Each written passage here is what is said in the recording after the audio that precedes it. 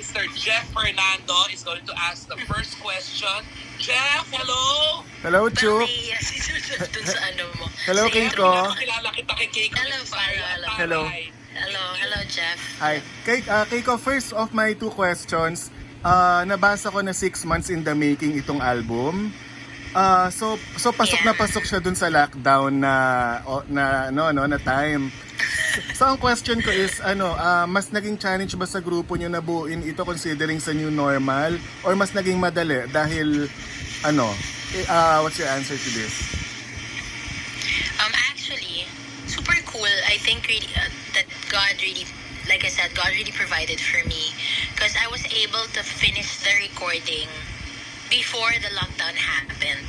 Like yung 2 songs actually merong 2 songs before na we recorded which were Dangerous and See You.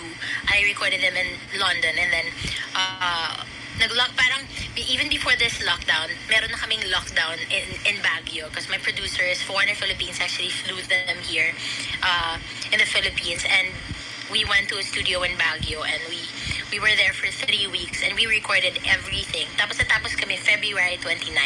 And so the lockdown happened, I think, 2 weeks after. So it was really like right timing as well. Although, for sure, because I'm just grateful and I'm happy that we were able to push through ng September because our initial plan was to release this album September mismo, like this month.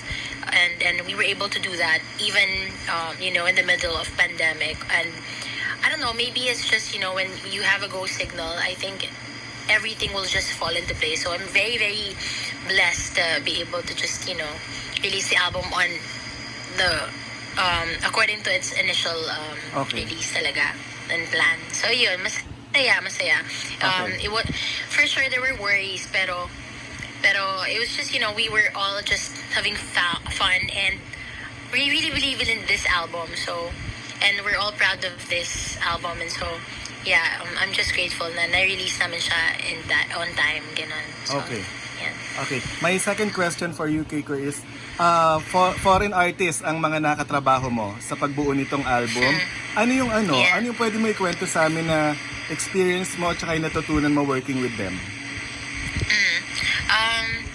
Actually, of course, it was nerve-wracking for me going to London because I went to London last year ng November, and the initial concept or idea for that was I was gonna record with 3 different producers to find my sound and to see kung sino yung mas may chemistry ako with.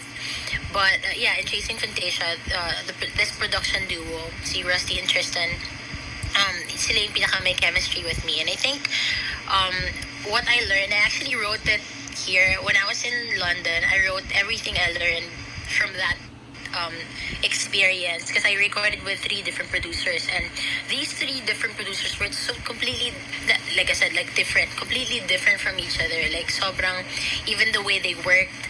And so I wrote down here sa what I learned, and I learned some things like I learned how to trust. They're more of like yung sa akin na I learned how to trust, I learned how to surrender, and I learned how to learn more, di ba?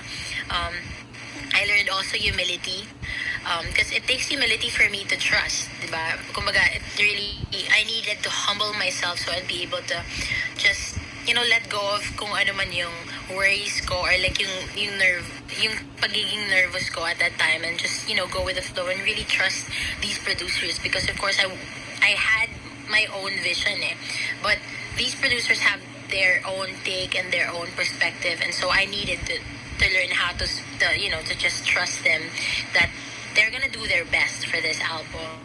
And so yun, I think that's those are the things that I learned during this whole production and this whole body of work. So, thank you for your questions. Thank you, Jeff. Thank you, Keiko, and thank you, Chuk. Maraming salamat.